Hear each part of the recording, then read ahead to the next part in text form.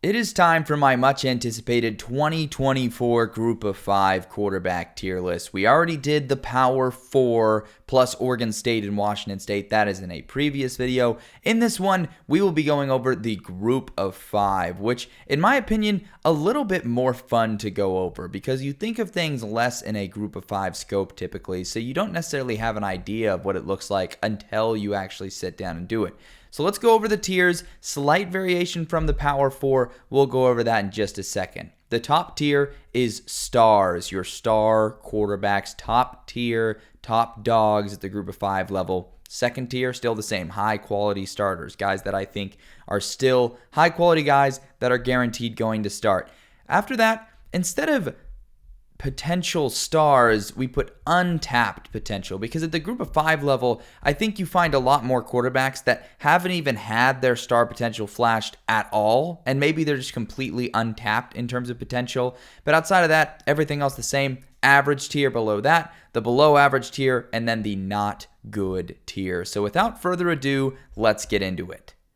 We will start in the top tier, the stars tier, which is a pretty exclusive group at the Group of 5 level. Only 6 guys in here, starting with South Florida's Byram Brown, who broke out into the scene as a freshman. One of the big reasons for South Florida's ascension from basically a doormat program to a team that won a bowl game. And so we've talked about what Josh Heupel's system does to quarterbacks. Let's have a conversation about what Alex Golish's system can do to quarterbacks, because that followed him to his post at South Florida. Brown, I think, going to be one of the best quarterbacks and a household name in the Group of 5. At Memphis, you have a guy that's been there for a while, done that, Seth Hennigan. I think he has the potential to be the best Group of 5 quarterback. He is so poised, and him and Ryan Silverfield have not just the American Conference title in their sights, but a playoff spot in this upcoming season. Really liking what I'm seeing from Hennigan. At Texas State, the massive transfer they landed, Jordan McLeod, the reigning Sun Belt Player of the Year from James Madison. And I'll tell you what, I took a lot of heat from people for being high on Texas State when quarterback was up in the air. It was pretty uncertain. But time and time again, G.J. Kinney has shown an ability to land excellent quarterbacks in the transfer portal. He landed Hornsby. He landed Finley last season, had the battle out. This season, he landed Jaden DeLora, which he's not going to play due to some off-the-field issues. He might never play football again, but that's a completely other thing. Jordan McLeod, the next guy he lands. He's landed 4 fantastic quarterbacks in the portal now. Really impressive stuff from Kinney. But McLeod, a guy I expect great things from. At Liberty, it's Caden Salter. He's already a household name. He took Liberty to the Sugar Bowl last season. Or it wasn't the Sugar Bowl, was it? It was the Fiesta Bowl, excuse me. Took him to the Fiesta Bowl last season. I think he's going to be great. He entered the portal briefly, comes back. He'll be the starter at Liberty. At App State, it's Joey Aguilar. I always mispronounce his name. I think it's like Aguilar. It's fine. I think that's fine. Joey Aguilar. He's phenomenal at quarterback. Another one of the best passers in the country. Probably one of the most unsung in this top tier, if I had to guess. And then at Miami, Ohio, we have Brett Gabbert. He's been doing great things. He's growing out the flow. I hope he doesn't cut it for this season because he's fantastic to watch. The best quarterback in the MAC by a landslide. So that brings us to the second tier of high-quality starters, and we'll start with who is probably the most controversial omission from the top tier, which is Malachi Nelson at Boise State. The former 5-star has really big status as a recruit, but my only question with Malachi Nelson is, why did he leave USC? Why did he not go to a power program? Boise State, I know, has been able to produce some great quarterbacks over the years, but just a little bit of stuff I'm waiting to see. He's still going to be a high-quality starter, no doubt, and could totally make me eat my words and accelerate into that top tier. At Tulane, we have a quarterback, another former 5-star, Ty Thompson. People have probably not talked or thought about Ty Thompson for a while, but he's going to be there, and I think John Summerall, in his first year with Ty Thompson at quarterback, they can do some damage. Western Kentucky, it's a guy most people have not heard of. You may have heard of him if you watched their bowl game last season, but it is the man, the myth, the legend, Caden Veldkamp, who took over, didn't even start in their bowl game, but threw for 5 touchdowns and nearly 400 yards. I expect him to put up ridiculous numbers in Tyson Helton's system. We go then to Georgia Southern, which is Clay Helton, Tyson Helton's brother, leading the charge. At Georgia Southern, we've got Dexter Williams II. Very similar reasons to Veldkamp being in here. Going to put up gaudy numbers in that system, and that's just how it works. Florida Atlantic lured Marshall quarterback Cam Francher over, so he'll be their guy. I think Tom Herman and company going to get a lot out of that quarterback. Last season, Casey Thompson got injured. Otherwise, I think we would have seen big numbers from him as well. At Fresno State, you've got Mikey Keene. Pretty much everyone knows his name at this point. He's been around there for a while. Hawaii, in a similar situation to Liberty, they had their guy Braden Shager enter the portal. Didn't like what he saw, came back. So Shager's going to be there. We're going to see Shager bombs. He gets his top targets back. Still going to be a high quality starter. At UAB, Jacob Zeno had a great season last year. He's back for the Dragons. No reason for him to not be a quality starter this year. At East Carolina, Jake Garcia, the Missouri transfer, who many thought could start at Missouri last year until Brady Cook broke out. They lure him over to East Carolina. He's going to help them improve from that 2-10 record last season. Really like that addition there. At Bowling Green, Connor Bazelak looking to improve off of a really solid season last year. I think Bowling Green's headed in the right direction. You've got Arkansas State's Jalen Rayner. Shout out to him. He's looked really smooth in that offense, and I think he's going to continue to improve under the tutelage of Butch Jones. At UNLV, they lose their guy in Mayave. Really tough blow, but in comes Matthew Sluka, a huge addition from Holy Cross, and one of the bigger, more underrated Group of 5 additions I think there are. And then another one, Chandler Morris, the transfer to North Texas. He was thought to be the guy at TCU, but injuries and poor timing have allowed other guys to pass him up. I think he could have a really big season at North Texas, given the reins. If he can stay healthy, that's getting me excited. So a lot of really solid quarterbacks in the second tier. We are on to the third tier of untapped potential. Guys that I think probably have a lot of potential, but we just haven't necessarily seen it yet, and we could totally see it this year. We'll start with Marshall, the Thundering Herd, as we talked about earlier, losing Francher, but they still have a guy they trust in Cole Pennington at quarterback. And another one that just doesn't necessarily have the gaudy numbers yet, but could totally get there. Tate Rodemaker, the Florida State transfer, will be the guy at Southern Miss. I mean, how many people had that one on their bingo card? Probably not a lot of people even knew where Tate Rodemaker went. I think he's a guy that actually has some solid potential, and I saw him perform pretty well before he got injured at Florida State and even the year prior at San Diego State. Another Florida State transfer, and A.J. Duffy joins the fray there. So definitely some noise that could be made by both of those guys. At Eastern Michigan, you've got a guy in Cole Snyder who transferred within their own conference. He was at Buffalo, transfers to Eastern Michigan. At Eastern Michigan, I could totally see him shining. Wyoming, they're trusting a guy that was built in the Craig Bowl system, Evan Svoboda. He is their man this season. Another guy where I just don't know what to expect. We'll see if the potential's tapped. There's good things coming out during the spring about him. We'll see. At UTEP, it's Cade McConnell, the man, the myth, the legend. They brought in that freshman whose name is escaping me right now from Walden's system at Austin Peay. I don't think he's going to start. I think we're getting McConnell, but I definitely think that freshman that's incoming has a higher ceiling potentially if they can get him in.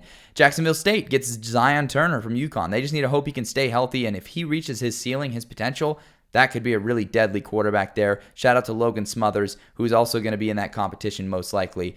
We go over to UConn. UConn has Taquan Roberson. Much like a couple other quarterbacks in this tier, got to stay healthy. Got to stay healthy, and then we'll be able to see what he can do. And if he stays healthy, he might as well just be in that next top tier. Those are just the uncertainties that face some of these guys. And the MAC, we've got Toledo. Tucker Gleason probably going to be the guy. We saw Daquan Finch thrive in that system under Jason Candle. Maybe they can get something similar out of Gleason. For Rice, the Owls bringing in E.J. Warner, the very promising young quarterback from Temple. I really think that's an excellent move as well. And that leads us to Louisiana with Ben Woodridge, another guy they built within their system. They're hoping that he can come into a team with a ton of production returning and really take the reins of this offense and thrive. But again, a lot of unknowns there. This takes us to UTSA. They have Owen McCown. We've seen flashes from Owen McCown throughout his college career. He's hoping to make a name for himself aside from just being the son of Josh McCown or related to Josh McCown. He's trying to become his own man as a quarterback. And then at Coastal Carolina, Noah Kim, a guy that Michigan State thought could be their guy last season. It was a little rocky at times. He comes to Coastal Carolina. Coastal Carolina is hoping they can unlock that potential there. Colorado State, Braden Fowler Nicolosi, who is probably, honestly, the most proven out of the quarterbacks in this tier. He just doesn't necessarily have that edge that I would put him in high-quality starters, but he's honestly probably one of the closest names to being in that next tier, just in his current status. Cooper Legis at Utah State, another guy. Just show me more. Just show me a little bit more. He's kind of in a similar stature, honestly, to Nicolosi. And that takes us to James Madison. James Madison with Dylan Morris, the former four-star that never quite worked out at Washington. He's going to be the guy in all likelihood, unless, of course, he loses out on another job. But James Madison's hoping to unlock that former blue-chip talent and really get Morris to perform for them and potentially take them to some big things in Bob Chesney's first season. So we're down to the average tier, where it's not quite as populated as the Power 4 tier was, because I think there's less average quarterbacks at the lower division of football. That's just how it works, especially with the transfer portal. You've got Max Brown at Charlotte. He's going to be an incoming transfer. They love transfers at Charlotte, and so they're hoping and banking their entire season on those guys working out, and it's the same at quarterback. We'll see. At San Jose State, you got Jay Butterfield, another guy that was a former highly touted quarterback. He ends up at San Jose State. They're hoping that in Ken Niumatalolo, under him as a coach, he can succeed. At Ohio, C.J. Harris, another local guy they're hoping can be their next Rourke potentially if things break the right way. UMass, I cannot pronounce his last name. Tyson Fomanchan. That's probably not it, but I'm going to try my best. Former Clemson, highly touted recruit. He showed flashes last season, but ultimately I think he's just a very average quarterback for them. At Sam Houston State, they are also with Keegan Shoemaker. Shoemaker, I think he could have been better last season. There was highs and lows. Average guy for the group of 5 level. Louisiana Tech, Jack Turner, another pretty pedestrian guy that honestly is pretty disappointing. You would expect in a Sonny Cumbie system a quarterback to step up and thrive. Maybe that gives him a higher ceiling, but it's yet to be seen on the field. At South Alabama, we're going to have Desmond Trotter as their guy. Their roster got pretty shredded. They're really low in returning production, and so we'll see if that pays dividends for them. Old Dominion has Grant Wilson, another guy that might just blend in there in the middle of the Sun Belt, and I don't know if he'll even be the starter. So honestly, don't even necessarily need to hold on to that name. You've got Zach Larrier at Air Force, the best passer out of the service academies, but that's about it as far as praise would go for him. They're also replacing a lot of production there. At Nevada, Chuba Purdy, the former Nebraska quarterback, transferring over to maybe help out Nevada through that gauntlet of a schedule. Georgia State is another team in this tier. At Georgia State, you've got Zach Gibson, the former Georgia Tech quarterback. Things didn't work out for him. That quarterback room got a little too crowded. He stays in state, goes to Georgia State. I could see Zach Gibson having maybe a higher ceiling, and honestly, you could convince me that he belongs in a tier above this. At Middle Tennessee, that's where you've got Nicholas Vattiato, another guy whose name I'm just very much going to struggle with the entire season. This is another guy that I think honestly could go up into that tier above because he has shown some stuff, but last season was a bit of a disaster class for Middle Tennessee, which is why I show some hesitance there. And then at Central Michigan, Burt Emanuel Jr., another guy that's been there, done that, but really is just an average group of 5 quarterback overall.